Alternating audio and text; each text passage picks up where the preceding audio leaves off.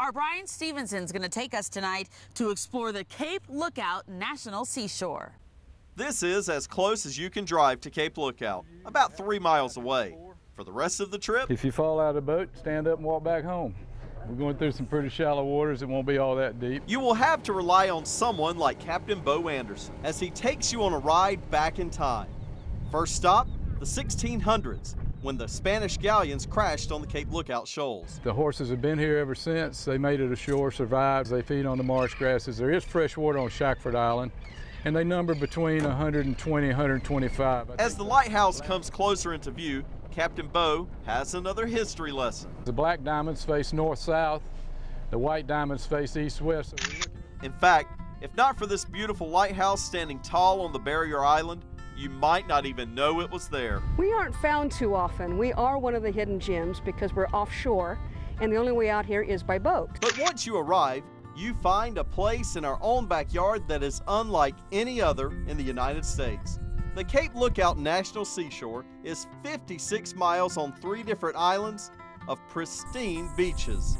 Karen Dugan has been a park ranger here for 13 years. If you want to be away, if you want dark skies, if you want to look at the stars at night, if you want to paddle out and have a chance to be the only person on a beach, then we're the beach to come to. Some of the only people you may run into out here are the volunteers who show off the old keepers' quarters. They're always there with a story or two. The Core Indians were here first, and then you get to the Civil War. 2 years after this was built, the Union Army, or the Northern aggressors, were coming down. Talk about a great job.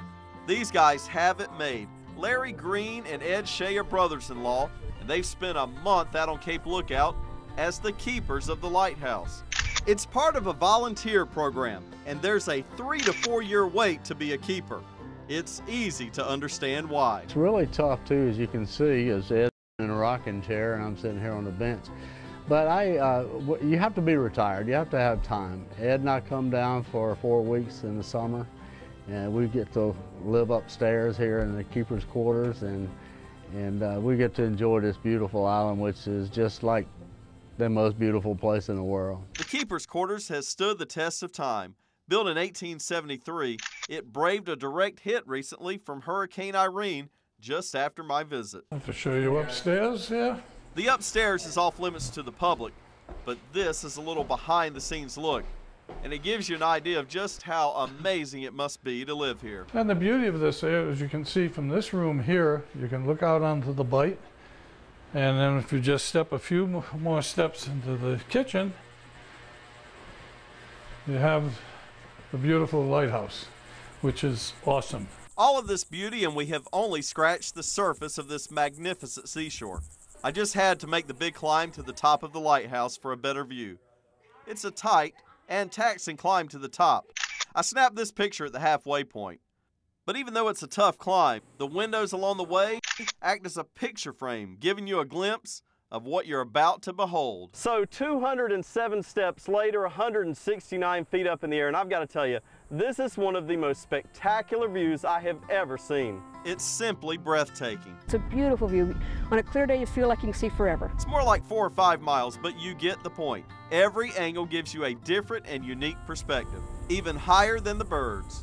You can see that most of this island is rugged and untouched. I say we've finally been discovered. To explore the untouched part of the island, you can use the help of Michael Mann.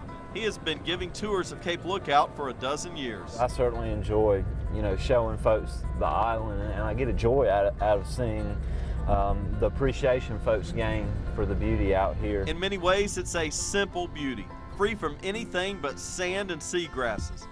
But you will find a few old homes out here, part of an old village, and each has a story.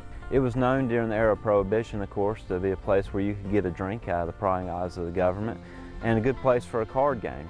It's said that one of the card games in that house was held, and another house on the island, the little white house off behind you there, was wagered in a card game. Back in the truck, we set out for the real purpose of our trip, the beach. We're about to come out onto the point of Cape Lookout. It's actually the southernmost point of North Carolina's Outer Banks. It's simply amazing to see a beach where you hardly see anything but the waves and the birds, with the lighthouse on the horizon showing us the way back home. The only people we see were the handful of customers Michael took out to the beach earlier in the day.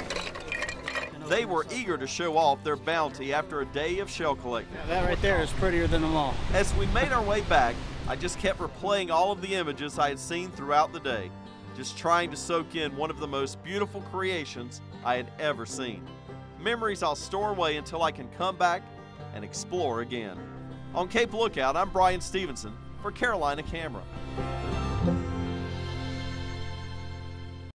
Station 19, respond with Med 56, Med 62, reference 1050 PI at Weddington Road and Airport Road. June 29th, 2011, middle of the day, Tanisha Johnson hears sirens a mile from her home. It is an ugly accident. The person in the passenger seat doesn't stand a chance. It is the news of the afternoon. The crash happened just before 4 o'clock this afternoon. Tanisha and her parents had followed the sirens. She was a little worried because she hadn't been able to get a hold of her 19-year-old daughter, Santasia. We saw them actually put the body bag in the ambulance, and I didn't think it was Santasia because it looked so long. And I said, well, she's a very short person, so I don't think it's her. But then troopers started talking, and Tanisha's attitude changed. So all three approaching us, I knew it was bad news. What comes next is something you never see on TV. A raw, real-life moment caught by chance on tape. Tanisha says she wants you to see this. This is the moment life changed forever. Do you have a daughter named Santasia Johnson? Right. I'm sorry, sir. She was killed. Oh my God!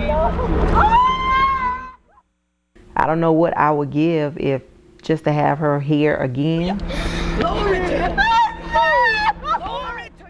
I was in tears. My mom, she began praying for strength. Hallelujah! Glory, God, hallelujah! I will never forget how those troopers approached us on that day. Between 2009 and 2010, troopers had to break this news 121 times to the parent of a teenager. If more people had to do that as often as we've had to do it, they take a different perspective on driving. I never saw it coming. I didn't see it coming that clear. And who would see it coming? Santasia was just on her way to the store. But suddenly, friends are giving eulogies. My heart is heavy. My heart is heavy. And there's a balloon release. I want people to know that, yes, it can change, life can change, or your life can change in an instant. And with those instant changes also come things which remain untouched, like Santasia's basketball shoes in the closet, or her car here in the driveway. And what really is a mother to do about the annual holiday family picture? It's no longer 3, but 2.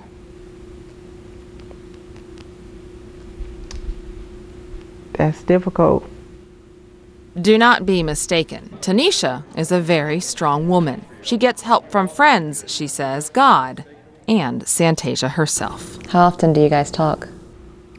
Just about every day. What's she saying to you now? It's okay, Mommy. It's okay. Tanisha hopes the next time you get behind the wheel to drive anywhere, you'll think about this video. Remember, a car can be a weapon, and in one split second, Tanisha says that weapon can change a life forever. Through no fault of her own. And through no fault of her own. And Paul, just to be very clear on how we got this video, our producer, Brian Stevenson, was traveling with Highway Patrol that day, working on a separate story when this accident happened. Tanisha showed up at the scene. Troopers did not know she would be there. But Tanisha really hopes by showing that video tonight, we will all keep it in mind every time we drive.